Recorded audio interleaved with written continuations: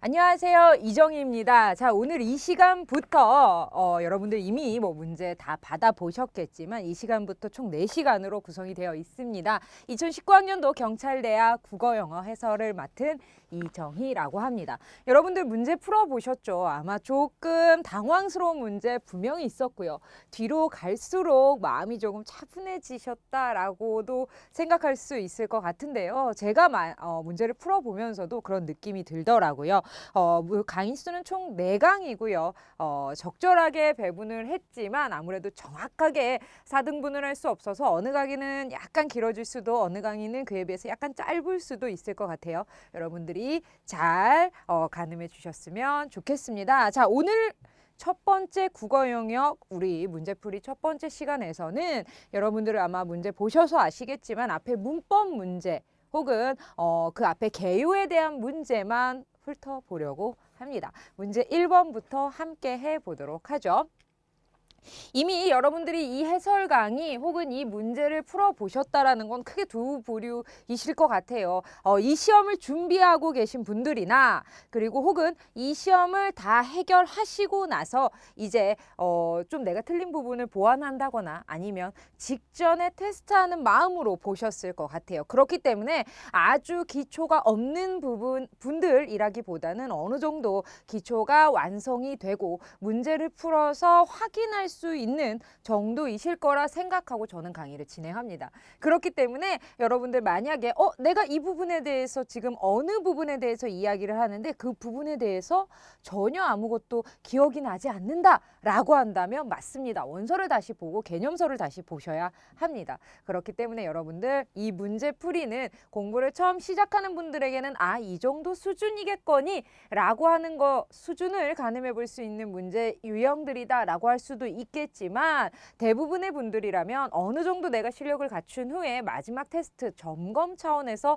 본다라는 수준으로 저희는 맞춰서 강의 진행해 보도록 하죠. 자, 문제 1번입니다. 다음 중 어법에 맞고 가장 자연스러운 것. 이런 문제는 맞죠. 우리 소위 말하는 꿀입니다. 그렇죠. 우리가 평상시에 쓰는 많은 대화 중에서 이러한 부분들이 많이 해당이 되는데요. 자, 이런 부분 중에서 우리가 중의적 표현으로 혹은 높임법이 잘못 사용됐다거나 혹은 시제가 잘못돼서 말이 조금 어색하다라는 느낌을 받을 수 있는 그러한 문제들인데요. 문제 한번 보죠. 자, 영수는 웃으면서 다가오는 다이의 손을 잡았다. 문제가 없어 보이는데 자세히 보면요. 쉼표 혹은 문장을 끊어읽기 부분이 제대로 되지 않아서 웃으면서 다가오는 게 영수인지 아니면 영수는 다이가 웃으면서 다가오는 걸 보고 손을 잡은 건지 두 가지로 이해가 될 수 있습니다. 해석이 될 수 있습니다. 이것이 바로 중의적 표현이라는 겁니다.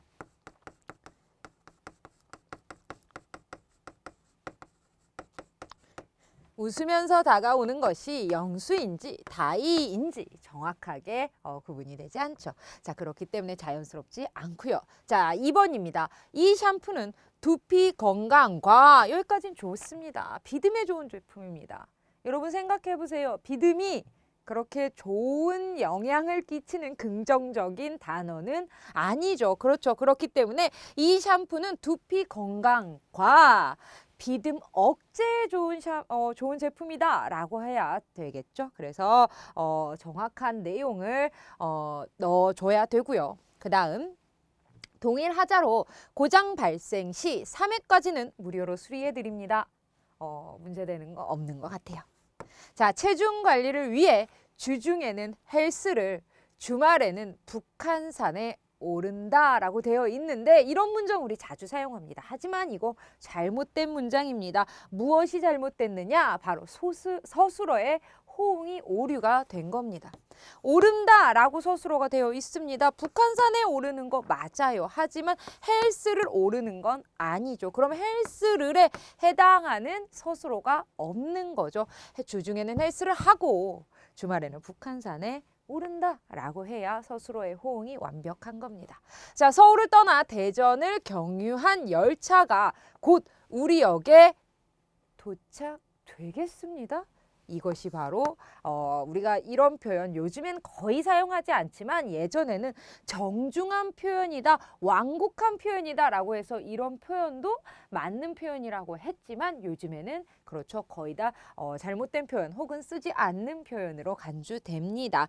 불필요한 피동입니다. 굳이 하지 않아도 되는데 너무 완곡하게 표현한 거죠. 그래서 제대로 되려면 우리 역에 도착하겠습니다 라고 해야 맞겠네요.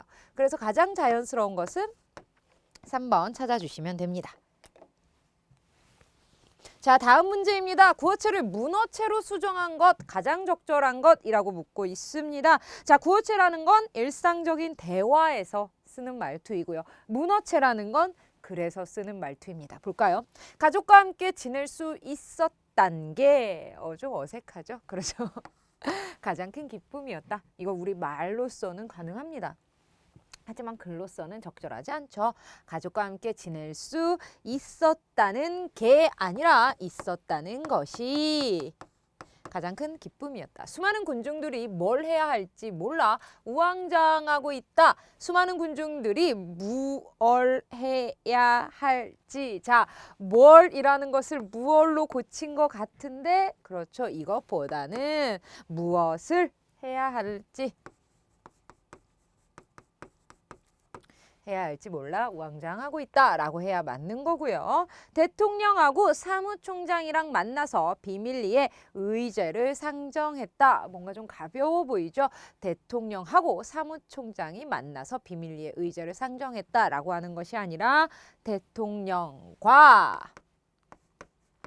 사무총장이 만나서 비밀리에 의제 상정했다. 끼니 때가 되면 식탐이 많은 그는 늘 자기가 먼저 먹으려고를 어떻게 고쳐야 되나요? 그렇죠. 먹으려고라고 해줘야 되겠고요.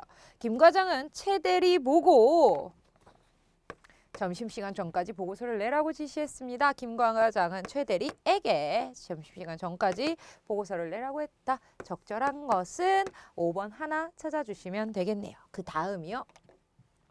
자, 보기를 바탕으로 모음 변동 이해한 것으로 적절한 거. 자, 표를 봤을 땐 우리가 조금 어려워한다라기보다는 껄끄러워하는 표가 나왔습니다. 어려울까요? 이 문제 굉장히 쉬웠습니다. 겁만 먹으라는 겁니다. 제가 아마 수업 시간에 저하고 개념에 대해서 공부했던 분들은 아시겠지만 이렇게 문법적인 표가 나오고 그에 해당하는 문제가 나오는 것이 오히려 해결하기 쉬울 때가 많습니다. 그 이유는 이 표는 하나의 법칙입니다. 그렇기 때문에 예외가 존재하지 않죠. 이 표에 대해서만 정확하게 이해를 하고 있다면 문제 얼마든지 쉽게 다가갈 수 있습니다. 변동 이해한 걸로 적절한 거 한번 볼까요? 자, 전설, 후설이고요. 평평한가 아니면 동그란가 라고요. 고, 중, 저 나왔습니다. 뭐에 대한 고중저인가요? 그렇죠. 혀의 높이. 혀의 높이 혹은 입을 벌리는 정도라고 할 수 있겠죠.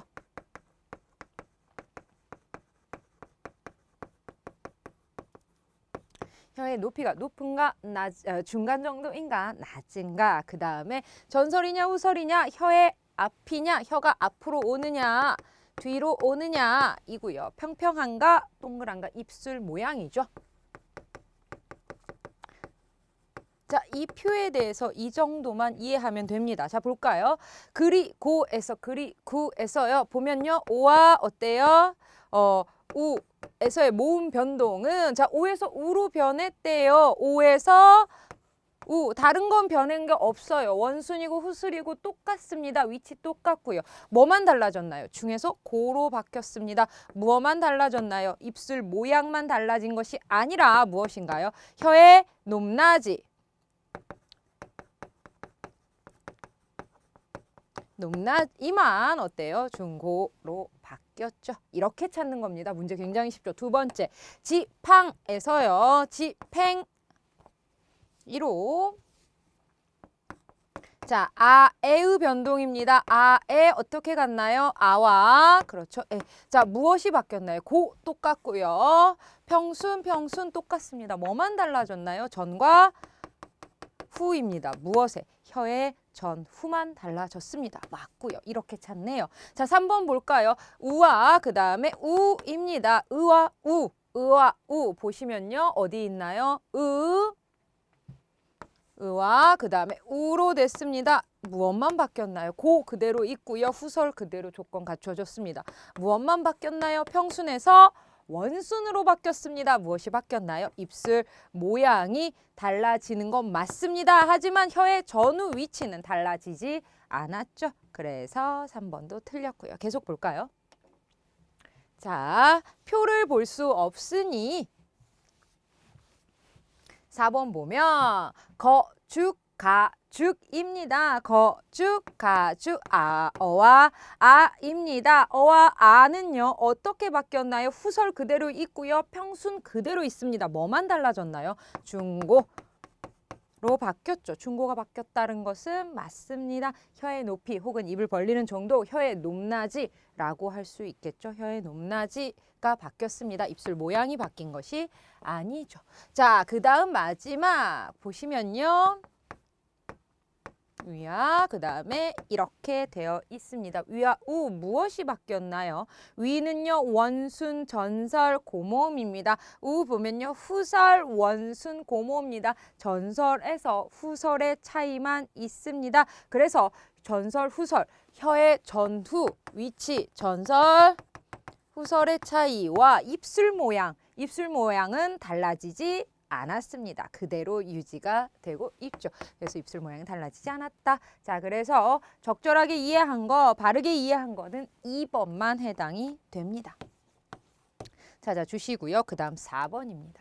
자, 보기 A에서 F에 대한 설명으로 적절한 거 국외음화에 대해서 쫙 설명이 나와 있습니다. 중요한 것은 종속적 관계를 가진 이나 이걸 부분 여러분들 우리 교재 혹은 이 유인물 시험지 꼭 다시 이쪽을 봐주셔야 됩니다. 옮기다 보면 오류가 날 수도 있거든요. 그래서 이나 히가 올 적에 디귿, 티귿, 시, 지읒, 치읓으로 소리 나더라도 어때요? 디귿, 티귿으로 디귿과 티귿으로 적는다. 기억을 취하고 니안을 버린다. 라는 것은요. 기억이 맞는 표현이다.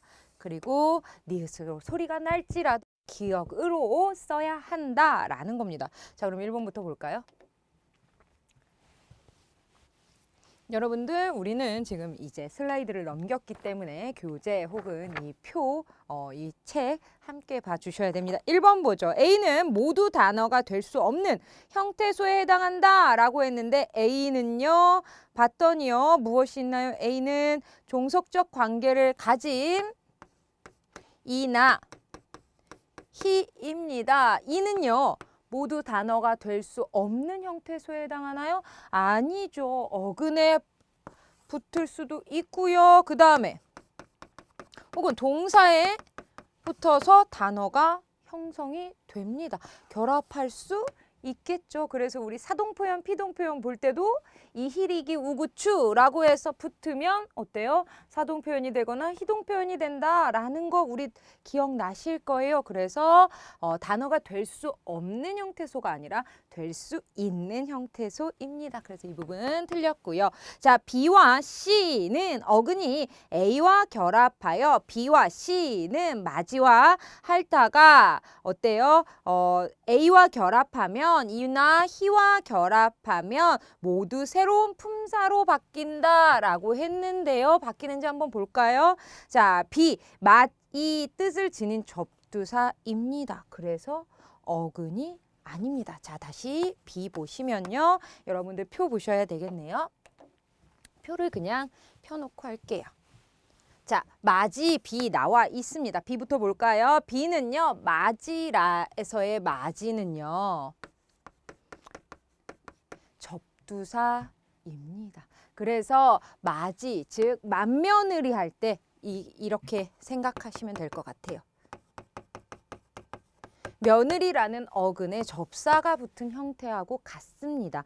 그렇기 때문에 B와 C는 어근이 A와 결합하여 모두 새로운 품사로 바뀌었다라는 내용은 틀린 겁니다. 맞이의 뜻을 지닌 접두사 어근이 아닙니다. 그리고 C의 동사는 품사가 바뀌지 않았습니다. 할치다가 아니라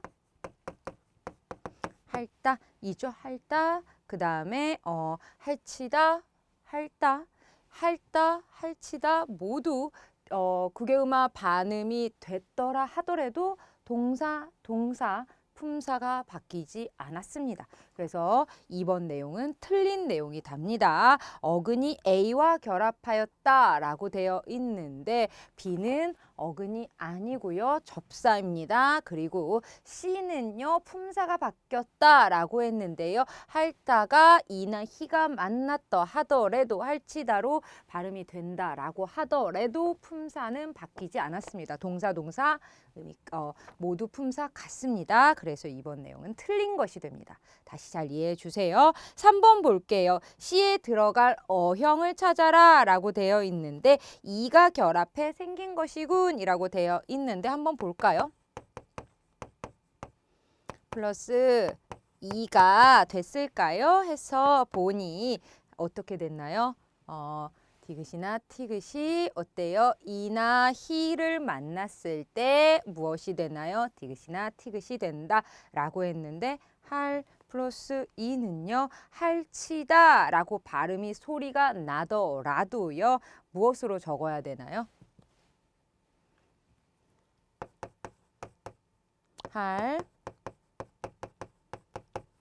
할치다 라고 적어야 합니다. 그래서 이다. 이 부분. 왜요? B 부분을 버리고 A로 가져가기 때문이죠. 그렇기 때문에 할이다 라고 적어야 됩니다. 할다는 할이다 라고 적어야 합니다. 그래서 할치다 라고 발음이 나더라도 할이다 라고 해주어야 됩니다. 그래서 티귿에 이가 만나서 치읓으로 간 거죠. 그래서 할치다 라고 발음이 되더라도 할이다를 취한다 라는 거. 그래서 3번 내용은 맞는 설명입니다. 자, 4번 볼게요. 그래서 우선 정답 적절한 건 3번 찾고 4번도 어떤 내용이 틀렸나 보면 D와 이를 보니 같이 끝이 보니 선행음절의 받침이 같아도 선행음절의 받침이 어때요? 티귿으로 같죠. 같아도 국외음은 다르게 실현되나요? 갓 플러스 이가 돼서요. 어때요? 치가 됐고요. 끝 이에 티귿이 무엇이 만났나요? 이가 만나서 무엇이 됐나요? 다른 게 아니라 둘이 같이 됐죠. 그래서 4번 내용 틀렸고요. F에 들어갈 내용은요. 훌치다 라고 되어 있습니다. 자, 그러면 어떻게 됐을까요? 무엇이? 어떻게 됐을까요? 리을은 그대로 남아 있겠죠. 치읓이 됐다라는 것은 그렇죠. 이나 희가 만나서 치읓이 됐다라고 하는데 훌치다라고 했을 때는요. 티귿이 가고요. 이가 들어가야 합니다. 그래서 다라고 해서 훌 티귿 이 치 다이지만 소리가 나더라도요. 훌이다라고 해서 리을 티귿이다라고 해주어야 됩니다. 희다가 아니라 이다라는 거 여러분들 알아두시면 되겠네요. 그래서 정답은 3번 찾고요. 나머지 것들도 다시 한번 여러분들이 저와 또 이렇게 문제를 풀 때와 혼자 찬찬히 다시 한번 확인할 때는 또 느낌이 다를 거예요. 그래서 제가 할 때는 조금 급한 감이 있으니까 여러분들 이해 안 되는 부분이 있으면 잠깐 스톱하시고 다시 한번 1번부터 보기 하나하나 확인하시고 이왕 푸시는 김에 넘어가시면 좋을 것 같습니다. 저희는 5번 갈게요. 자, 5번입니다. 자, 보기에 기억하고 디귿, 기읍부터 디귿까지에 해당하는 것으로 적절한 거. 어떤 형태소가 그 주위 환경에 따라서 음상이 달라지는 현상을 우리는 교체라고 합니다. 여기까지 어려운 거 없습니다. 그리고 여러분 여기까지는 여러분들이 무엇인가를 꼭 알아야 된다라는 개념은 없고 그냥 텍스트만 이해하시면 됩니다. 교체를 통해서 원래의 모습과 다르게 나타나는 형식들 각각을 그 형태소의 이형태라고 합니다. 즉 교체라는 어떠한 그 게이트를 어떤 관문을 통과해서 모양이 살짝 바뀌는 것을 우리는 원래 모양의 이형태라고 합니다. 예를 들어 보면요. 가령 친절하게 예가 나와 있습니다. 믿다의 경우 믿다 원형이 있습니다. 에서의 밑이요. 그렇죠. 기본형은 밑이겠죠. 밑의 경우 바뀌었습니다. 어떻게? 믿고 라고도 바뀔 수 있고요. 그렇죠. 활용하죠. 로고 바뀔 수 있습니다. 여기에서는 그대로 무엇으로 쓰였나요? 믿으로 쓰였습니다. 이렇게 해줘야 되겠죠. 그러나 믿는다에서로 믿는다로도 바뀔 수 있습니다. 에서는 어때요? 무엇으로 되나요? 니은니은해서 믿는다 맞습니다. 민으로 나타납니다. 즉 이 형태 믿다의 밑에 어때요? 활용의 이 형태가 무엇으로 나타난다? 밑과 민으로 나타나는 거 이 두 개가 밑의 이 형태가 된다라는 겁니다. 이런 맥락으로 봤을 때 값이 값도 값만이라고 했을 때 어떻게 달라지냐? 이 형태가 어떻게 우리 확인할 수 있느냐라고 묻는 겁니다. 자, 그럼 볼까요? 값이 어떻게 되나요? 값이입니다. 그래서 이는 어때요? 시옷이 그대로 살아있죠. 그래서 이 형태는 값입니다. 자, 이 형태 표시. 자, 꺽쇠 표시는 소리 나는 표시. 이 형태는 이거 수학에서 이런 표시 우리 자주 해봤죠. 그 표시입니다. 자, 그 다음 값도로 갈까요? 값도 그대로 갑니다. 그래서 이는 이 형태가 값입니다. 값 그대로 갑니다. 값도. 그쵸? 그 다음에 값만 보시면 발음 어떻게 되나요? 값만으로 됩니다. 그래서 이것의 이 형태는 조금 특이하게도 감이 됩니다. 이 형태 구분하는 거 다시 한번 확인해 주시고요. 비읍 시옷이 미음으로 바뀌었기 때문에 이 형태가 미음이고요. 그 비읍이 그대로 같습니다. 그 다음에 비읍이 그대로 같지만 시옷이 살아서 옆으로 이동했죠. 그래서 비읍 시옷이 그대로 갑니다. 그래서 이에 해당하는 것은 비읍 시옷 비읍 미음 해서요. 4번 찾아주시면 되겠습니다. 그 다음 문제 볼게요. 자, 6번입니다. 자, 보기 기억에서 디귿에 해당하는 설명으로 적절하지 않은 거 빨랫줄입니다. 표준 발음 2개 다 허락합니다. 왜요? 자, 원래 같은 경우 사이시오 뒤에서는요. 맞습니다. 사이시오 삭제하고요. 경음화 되는 거 인정합니다.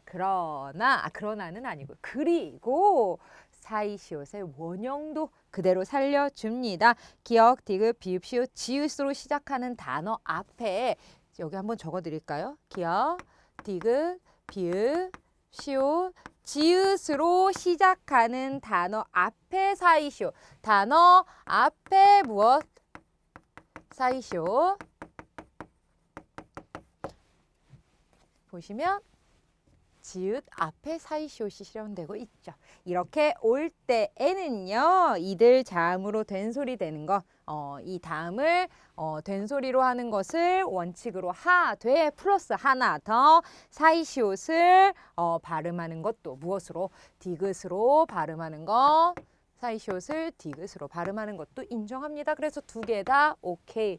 표준 발음에 해당이 됩니다. 자, 그 다음에 니은은요. 빨래, 집게이고요. 빨래터까지 빨래줄 이렇게 하면 되겠네요. 자, 꺽쇠 안에 표준 발음법에 따른 발음입니다. 그래서 의심하지 않으셔도 됩니다. 기억, 니은, 디귿은 모두 복합어에 해당이 되나요?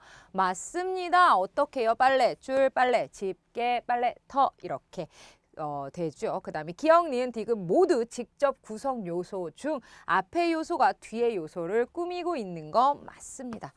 줄은 줄인데 빨래를 걸어놓는 줄. 그렇죠? 집게는 집게인데 빨래를 집는 집게. 그 다음에 터는 터인데 빨래하는 터. 이죠. 그 다음에 기억, 니은에는 사이소리 현상으로 인한 경음화가 존재한다라고 했는데 빨랫줄 제가 방금 말씀드렸죠. 경음화 현상 나타납니다. 하지만 빨래 집게에서요. 집게가 되는 것은 어디에도 사이시옷이 없죠. 그리고 이 뒤에 여기 경음화 됐잖아요. 원래 발음입니다. 이게가 원래 반응입니다. 사이시옷의 영향을 받은 것이 아닙니다. 그래서 이게 맞으려면 기억에만 해당이 되어야 됩니다. 3번이고요. 기억 디귿이 올 이루는 각각의 직접 구성 요소들은 모두 어근이다 라고 되어 있고요. 그렇죠. 그 다음에 니은을 이루는 구성 요소의 개수는 총 몇 개인가요? 라고 되어 있습니다. 빨래, 집다 할 때 그 다음에 개, 지게와 집게 두 개만 이렇게 어이자 쓴다라는 거 아시죠? 알아두셔야 됩니다. 총 구성 요소 몇 또막으로 떨어지냐, 몇 갈래로 나눌 수 있냐라고 생각하시면 되겠고요. 어근이다라는 것은 그렇죠. 말의 본리 뿌리를 의미하죠. 그렇죠. 접사가 아닌 어근으로만 이루어졌습니다. 그래서 적절하지 않은 것은 3번만 해당이 되네요. 그 다음 문제로 가볼게요. 7번입니다. 자, 보기 기억에 해당하는 단어가 쓰인 문장이 아닌 것은 우리말의 명사형 어미 미음, 음과 기는 용언 어간에 붙어 그 용언의 문장에서 명사와 같은 역할을 하게 만듭니다. 명사형 어미, 즉 명사형 어미는 두 개가 있습니다. 무엇, 미음과요, 이 두 개가 있습니다. 그 다음에 뭐뭐하 기는 용언, 동사, 형용사, 간에 붙어서 그 용언이 문장에서 명사와 같은 역할을 하게 만든다. 그런데 여기에 문제가 하나 붙습니다. 파생접사 중에서도 똑같은 이 친구들이 똑같죠. 있어서 이 어떤 단어가 있을 때, 어떤 낱말이 있을 때 이것이 용언의 명사형인지, 즉 동사, 형용사가 문장에 들어가서 명사의 흉내를 내고 있는 것인지 아니면 두 번째 파생 명사 같은 모양이 되어 그 같은 모양이 되어 그 두로 혼동하기 쉽다. 문장 안에서 똑같은 모양입니다. 근데 얘가 명사형으로 까부는 건지 아니면 진짜 파생 명사가 된 것인지 구별해라 라고 되어 있습니다. 우리 어떻게 구별하느냐? 어려워요. 이 부분 되게 간단하지 않습니다. 그래서 많이 헷갈리기도 하고 오히려 시중이라고 해야 되나요? 우리 뭐 여러 공부하는 분들 중에서는요. 그냥 대표 파생명사를 한 10개 정도로 외워버리는 경우도 간혹 있습니다. 그만큼 까다롭기 때문이죠. 한번 볼까요? 자, 명사형으로 됐다라는 것은 기본은 원래 모습이 있습니다. 무엇인가요? 동사나 형용사입니다. 그렇죠. 동사, 형용사 모아서 우리는 용언이라고 하죠. 용언에 변하지 않는 부분, 즉 어간에 어때요? 붙어서 어떤 게 붙었어요? 이런 아이들이 붙어서 문장에서 명사형으로 보이기는 하나 이 친구들의 품사는 동사나 형용사이다입니다. 자, 그러면 기본적으로 이게 동사, 형용사라고 생각해 봅시다. 동사, 형용사라는 것은 그렇습니다. 주어와 꼭 호응을 해야 됩니다. 먹어요. 먹는다. 나는 먹는다. 그렇죠. 이런 것처럼. 믿음. 이 친구를 먼저 볼까요? 믿음이라는 것은 맞습니다. 얘가 지금 믿다에서요. 미은 음이 된 것 같아요. 근데 둘 다 똑같은 모양이니 얘가 문장에서 어때요? 용언의 명사형인지 아니면 파생 명사인지 구분해내라 라고 되어 있습니다. 자, 용언의 명사형 다시 정리하면 첫 번째 주어와 호응합니다. 호응한다라는 것은 주어와 어때요? 짝을 이루어야 된다, 어울려야 된다라는 거죠. 그 다음에 두 번째 동사, 형용사, 즉 용언이기 때문에 부사의 수식을 받습니다. 부사의 수식이라는 것은 이렇게까지 말씀드리면 안 되지만 혹시라도 약간 혼동스러운 거 부사의 수식을 받는다라는 말 들었을 때 이 말이 뭔 말이야 라고 한다면 부사에 대해서 다시 알아보셔야 됩니다. 부사의 꾸밈을 받는다. 즉 부사와 어울린다 라는 겁니다. 꾸며주는 말이니까. 그렇죠. 그 다음 세 번째 대체로 어떻게 라고 부사가 우리가 쉽게 이해하려고 그렇게 읽기는 하죠. 그 다음에 선어말 어미가 쓰일 수 있습니다. 즉 선어말 어미가 들어갈 수 있습니다.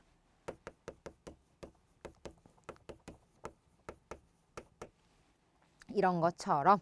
그 다음에 서술어 기능이 있는 게 그것이 바로 주어와 호응한다라는 맥락으로도 이해가 가는 거죠. 그래서 1번은 자신을 믿음이라고 되어 있죠. 자신을 믿음. 말되고 주어와 호응합니다. 맞고요. 그가 젊음.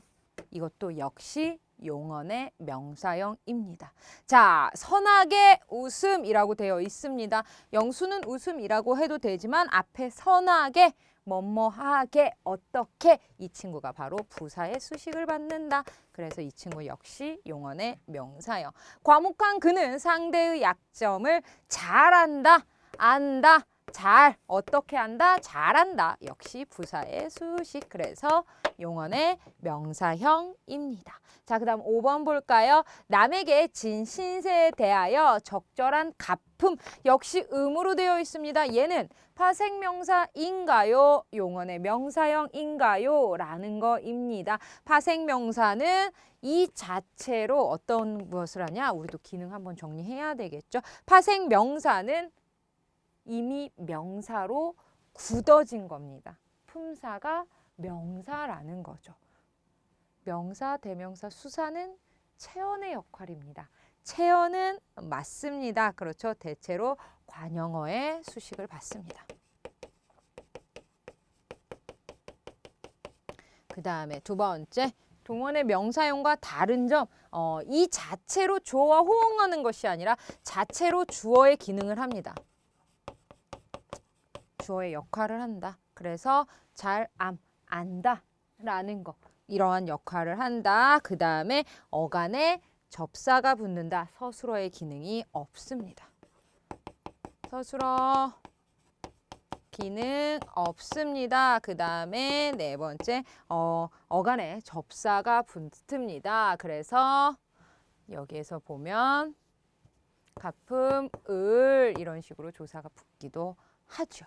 이런 식으로 알아두시면 되겠습니다. 그래서 세 가지 크게 정리할 수 있겠네요. 그래서 서술어로 쓰일 수 있나 없나, 서술어 기능이 있나 없나가 가장 클 것 같습니다. 그래서 이 자체로 주어이기 때문에. 그리고 가장 쉽게 볼 수 있는 건 관형어의 수식을 받습니다. 관형어는 어떠한 이라고 우리가 쉽게 우리말로 이렇게 좀 우리가 쉽게 우리끼리 어떤이라는 의미로 해석이 되면 대부분 관형어이다. 그래서 적절한 가품 이렇게 수식을 받기 때문에 파생 관형어의 수식을 받기 때문에 이는 명사다. 즉 파생한 명사다. 그래서 이는 파생명사입니다.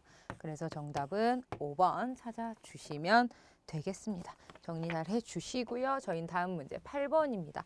선행 용언과 연결되어 그 뜻을 보충합니다. 선행 용언의 어미는 대체로 아, 어, 개, 지, 고로 한정되나 리어는가, 리을 올까, 무엇, 면이 오기도 합니다. 자, 이는 무엇에 대한 설명인가요? 바로 보조 용언에 대한 설명입니다. 자, 첫 번째 설명은 보조 용언이 어떠한 역할을 하느냐, 보조 용언이 무엇인가 라고 한다면 두 번째는 보조 용언의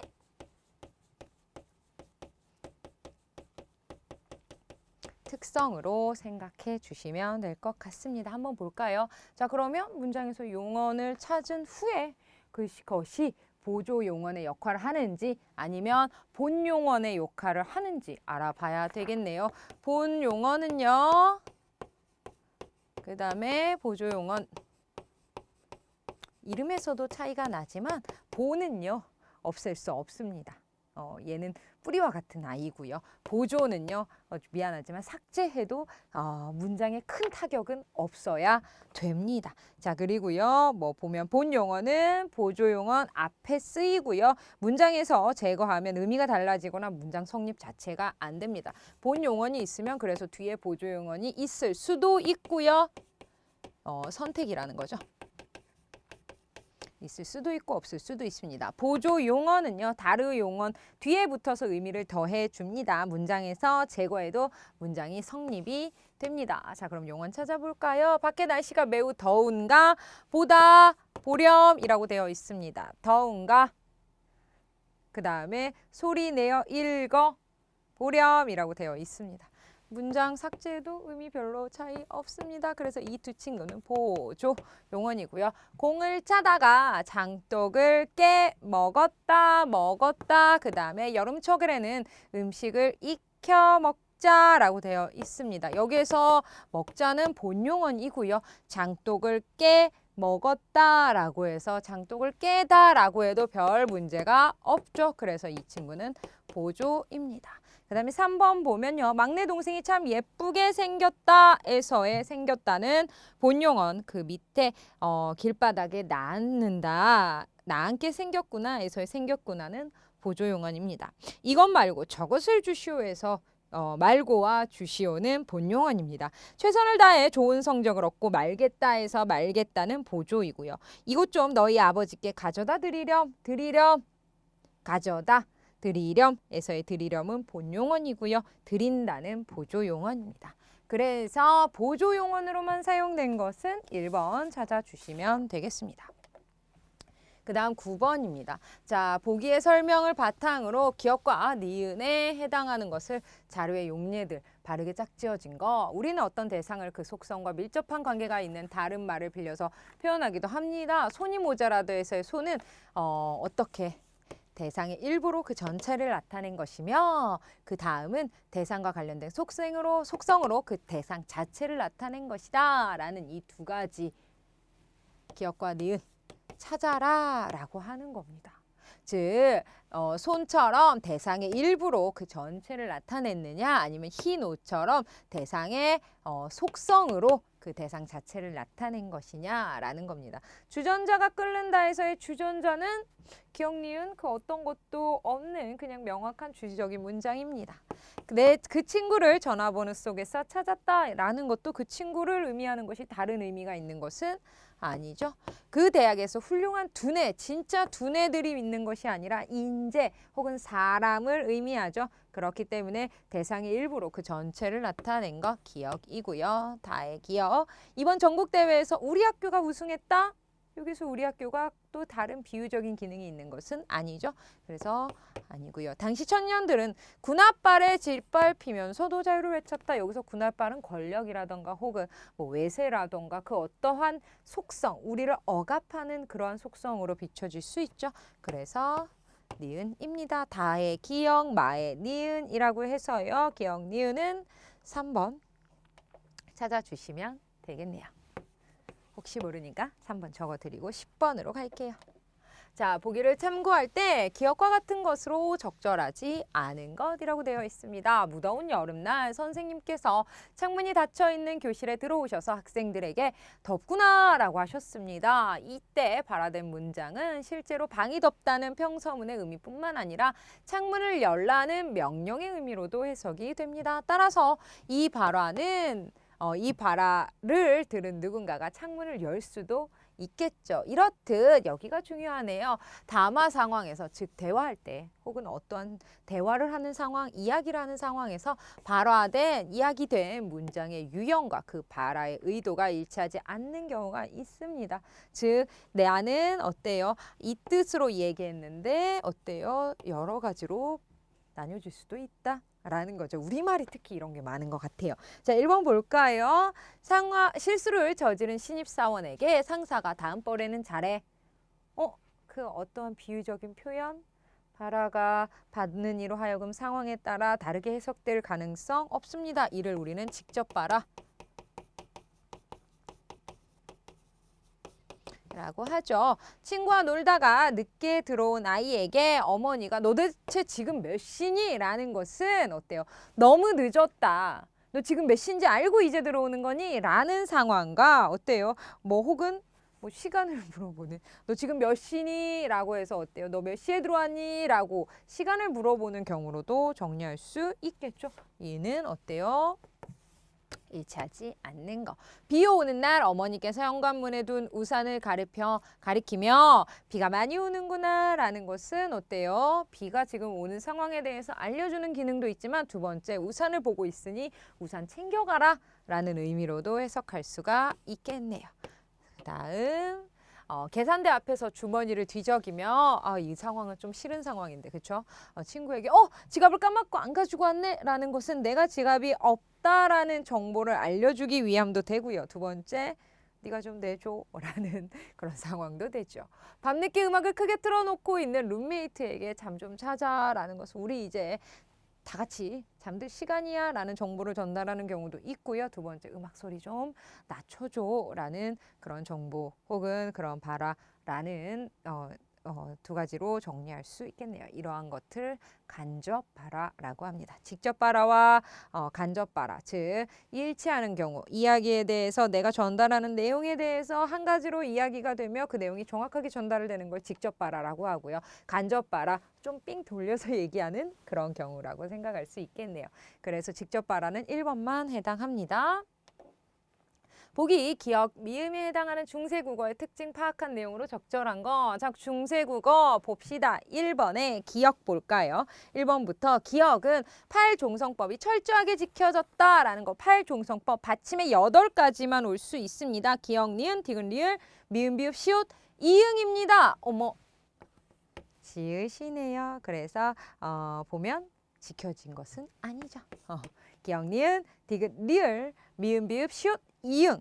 이것이 팔종성법입니다. 자, 니은 볼까요? 축약을 통한 음절수 감소가 발생한 예이다 라고 했는데 꽃이 좋고 좋다라는 겁니다. 좋고 음절수 이음절, 그 다음에 좋고 어때요? 이음절, 음절수 변화 없습니다. 다만 무엇이 바뀌었냐?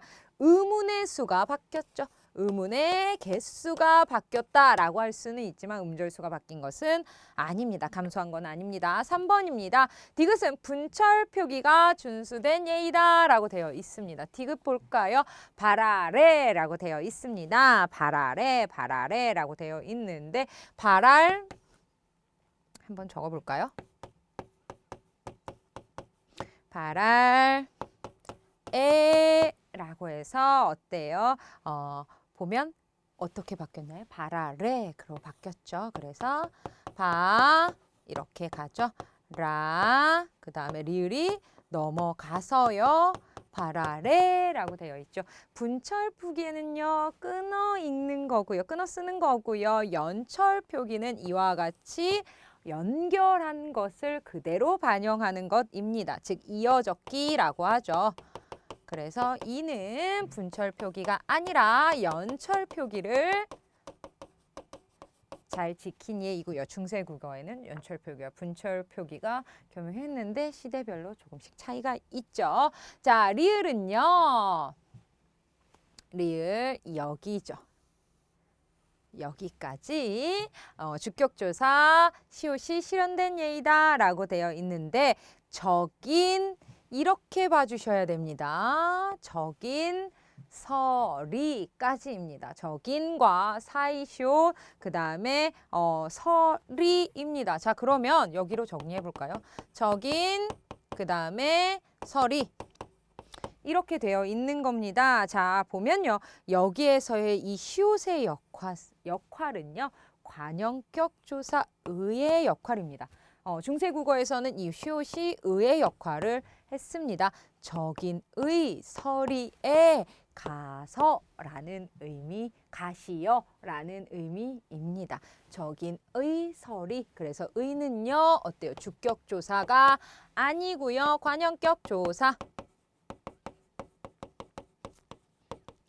왜요? 왜라는 건 없습니다. 이는 중세국어의 문법 법칙이기 때문이죠. 그래서 여러분들 중세국어 여러분들 꼭 한번 다시 봐주셔야 됩니다. 관형격 조사 의의 역할을 한다라는 겁니다. 그 다음에 미음 볼게요.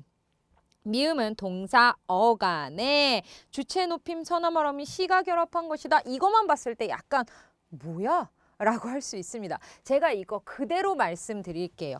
왜 그러냐면 이걸 그대로 말씀 안 드리면 여러분들 분명히 조금 라고 하실 수도 있을 것 같아서 저도 이것 때문에 되게 많이 고민을 했어요. 근데 우리 이렇게 약속하자고요. 나와 있는 것 토대로 우리 이해를 하자고요. 대신에 그에 대한 기본 개념은 알고 가되 이 말이 맞도록 한번 해보자고요. 왜 그럼 1, 2, 3, 4번이 다 틀렸기 때문에. 자, 무슨 말이냐? 여러분들 미음 보시면요. 가, 샤라고 되어 있습니다. 중세국어에서 주체 높임은 어때요? 주체 높임 선어말 어미는요. 두 가지가 있습니다. 시와 샤가 있다라는 거 여러분들 다 아실 겁니다. 근데 여기 샤잖아요. 근데 왜 미음이에요? 라고 할 수 있습니다. 잘 읽어보세요. 자, 1번, 2번, 3번, 4번은요. 중세국어의 문법을 기준으로 해설을 해놨거나 그거에 대한 설명입니다. 그런데 5번은요. 현대국어의 시점으로 해석을 하고 있는 겁니다. 무슨 말이냐? 미음은 동사 어간의 주체 높임 선어말 어미 시가 아니라 샤가 결합했는데 샤가 결합했을 때 우리 조건 아시죠? 시는요. 후속하는 어미가 자음일 때 옵니다.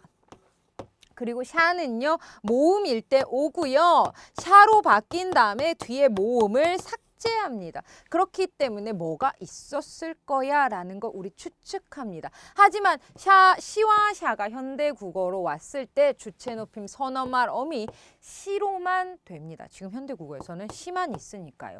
시가 결합한 것이다 라고 되어 있는 겁니다. 현대국어에서는 주체 높임 선어말 어미 시가 결합한 것의 형태가 바로 가샤입니다. 이해가시나요? 조금 의문이 들죠. 이거 분명히 논란이 될 수도 있고 제가 해설한 부분에 대해서 의문을 가지실 수도 있어요. 하지만 명확한 건 1번, 2번, 3번, 4번이 명확하게 틀렸기 때문에 우리가 5번을 이렇게 해설하자는 겁니다. 자, 다시 말씀드릴게요. 중세국어에서 주체 높임 선어말 어미는 두 가지가 있습니다. 시와 샤입니다. 시가 쓰는 경우와 샤가 쓰이는 경우 두 가지가 있다라는 거 여러분들 이미 알고 계셔야 됩니다. 시는 뒤에 자음이 올 때, 샤는 모음이 올 때입니다. 모음이 올 때는요. 샤로 바뀌어주고 뒤에 모음이 탈락이 됩니다. 그렇죠? 아나 오가 올 때 샤로 쓰이고 뒤에가 삭제가 됩니다. 그래서 가시어니 뭐 이런 식으로 됐을 때 뒤에가 샤로 바뀌면서 삭제가 되고요. 이는요 현대국어로 왔을 때 현대국어에서는 주체 높임 선어말 어미 시들을 의미합니다. 시가 결합한 것으로 해석할 수 있습니다. 지금은 샤가 없으니까요. 그렇죠? 그래서 정답은 5번 찾아주시면 되겠습니다. 여러분들 이렇게 해서 11번이 약간 이제 문제가 될 수도 있긴 하겠지만 우리 주어진 것에서 충분히 찾아주시면 될 것 같아요. 그래도 우리가 뭐 중세국어에서 주체 높임 선어말 어미가 시와 샤 두 개가 있다라는 것은 알아두셔야 되겠죠. 그리고 그것이 현대국어로 오면서는 주체 높임 선어말 어미는 시로만 구현이 된다라는 거. 그래서 동사 어간의 주체 높임 선어말 어미 시가 결합한 형태를 띠고 있는 것이 5번. 그래서 정답은 5번만 맞는 걸로 우리 정리해 주시면 되겠습니다. 그래서 제가 당부드리고 싶은 말은 11번에 대해서 문제가 조금 그렇다라고 하시는 분은 1, 2, 3, 4번에 보기만 확실하게 정리를 하시고요. 5번에 대한 것은 차라리 주체 높임 선어말 어미 중세국어에 가서 시가 가는 경우와 샤가 가는 경우 그리고 변하는 예 한두 개 정도만 알아보시면 이 부분 개념 확실하게 짚으실 수 있으실 겁니다. 고생 많이 하셨고요. 저희 그 다음 12번으로 계속해서 만나도록 할게요. 감사합니다.